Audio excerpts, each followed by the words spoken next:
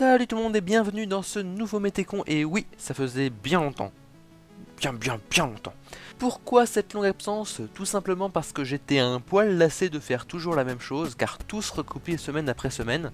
De la pluie, de la pluie, de la pluie, de la pluie, de la pluie, de la pluie et de la pluie. Donc j'ai décidé, après mûre réflexion, de porter mes Métécons sur les actualités météorologiques mondiales et non plus sur des prévisions locales. Bien qu'il pourra m'arriver de faire exception à la règle, on ne sait jamais. On peut toujours prévoir des cataclysmes à l'échelle de la France. Et si ça arrive, on ne pourra pas dire que je ne vous avais pas prévenu. Et aujourd'hui, je vais parler d'un fait qui s'est déroulé aux États-Unis pas plus tard que cette semaine. C'est un effet méconnu du public, moi-même je n'ai appris son existence que l'année dernière. Et bon Dieu, qu'est-ce que c'est badass comme machin. Il s'agit de l'effet de lac. C'est un nom pourri en français, hein. Mais vraiment pourri, l'effet de lac. Genre... Ouh. Je préfère le nom anglais. Lake Effect. Admire mon accent plus que pourri. Alors, pour avoir cet effet, il nous faut trois choses. Il nous faut du froid, mais attention, hein, pas du froid genre 4 ou 5 degrés Celsius, non. Un bon gros vortex polaire des familles. Il nous faut aussi un lac, et là non plus pas un lac du genre lac de Ménil du bois de Vincennes ou les tentes de flotte plein d'algues que tu pourrais avoir dans un bois sombre derrière chez toi. Non, là un bon gros lac, hein. Ici c'est le bon gros lac Erie des familles. Qu'est-ce qu'il y a? Bon, encore une fois, le lac Erie, hein, c'est une méga étendue d'eau. C'est un des 5 grands lacs d'Amérique, et comme vous pouvez le voir, c'est très grand. Petite comparaison à l'échelle de la France, là, voilà, simplement, voilà. Et il faut que cette eau soit un poil plus chaude que l'air ambiant. 15 degrés de plus, et pas 15 degrés de moins. Sinon le lac gèle et il fait beau, et il se passe rien en fait. Et c'est con, parce que s'il se passe rien, il n'y a pas de Métécon. Et oui, 15 degrés de plus, c'est possible. Les bonnes grosses étendues d'eau, ça prend du temps à refroidir. Beaucoup plus de temps que l'air. Beaucoup plus de temps que l'air. Sauf dans une situation bien précise, hein, la température de votre bain qui mystérieusement est capable de diminuer de 10 degrés par minute parce que la nature aime bien nous faire chier quand on est dans notre bain. Voilà. Bref, mardi, la température à Cleveland, c'est là, hein, là pour que vous vous imaginiez, voilà. Elle est de moins 8,9 degrés au maximum de la journée. Au maximum de la journée. Alors qu'une semaine avant, jour pour jour, le 11 novembre, il faisait presque 27 degrés Celsius de plus. Donc évidemment, le lac, lui, il se refroidit, mais lentement. Ce qui fait qu'il était à 47 degrés Fahrenheit en surface. Fahrenheit, hein, 47 degrés, 47 degrés Fahrenheit, ça fait 8,3 degrés Celsius. Ça fait un peu plus froid. Ça fait 17 degrés de différence entre l'air et l'eau. Alors qu'est-ce que ça nous fait quoi? C'est très français comme phrase. Et bah ça nous fait une évaporation de malade. Et qui dit évaporation dit nuage. Et enfin, quand il y a une évaporation très très grande, ça dit très gros nuage. Et si le troisième critère est là, c'est-à-dire un vent qui est toujours dans la même direction, il bouge pas, là, il bouge pas, il est monotone, il est con, voilà, c'est un vent.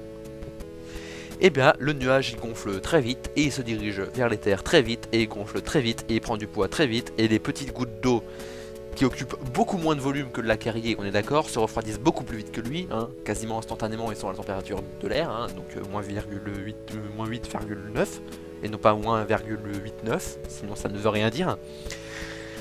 Et une eau à moins 1,89 dans un nuage, et bah ça fait de la neige. Et comme l'évaporation elle est très grosse, la neige elle se condense tout de suite et elle tombe tout de suite sur les rivages. Et comme le vent il est direct, ça tombe tout le temps, au même endroit, pendant tout le temps que le vent il reste droit, tout simplement. Donc là ça a duré 24 heures je crois, ou peut-être un peu plus. Et au bout de 24 heures d'effet de lac, et ben on se retrouve avec ça, avec ça, avec ça, avec ça et ça. Pendant que nous dans notre France on a ça, bref. Et paradoxalement, à ce que vous pourriez penser de moi, bande de petits garnements, je n'envie pas vraiment la situation là-bas.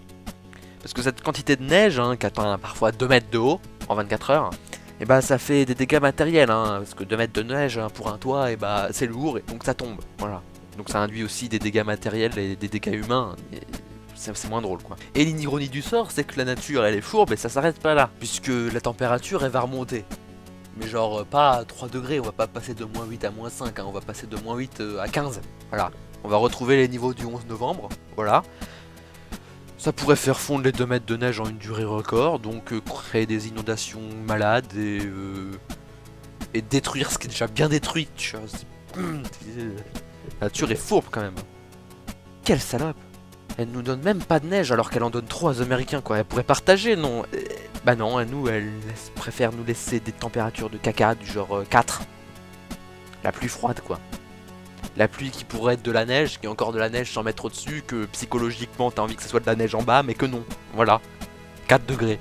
Bref, demain nous sommes le 23 novembre 2014. Enfin non, aujourd'hui, puisque je la sors le 23 novembre 2014. Espèce de con.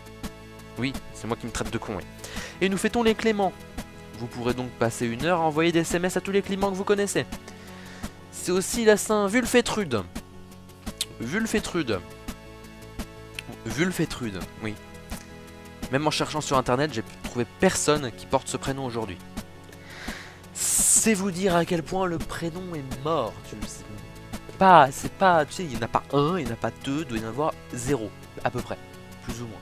0, 0 et demi. C'était tout pour moi. Salut tout le monde, c'était Armir. Tu viens de perdre 3 minutes de ta vie. Voilà. T'es triste, hein.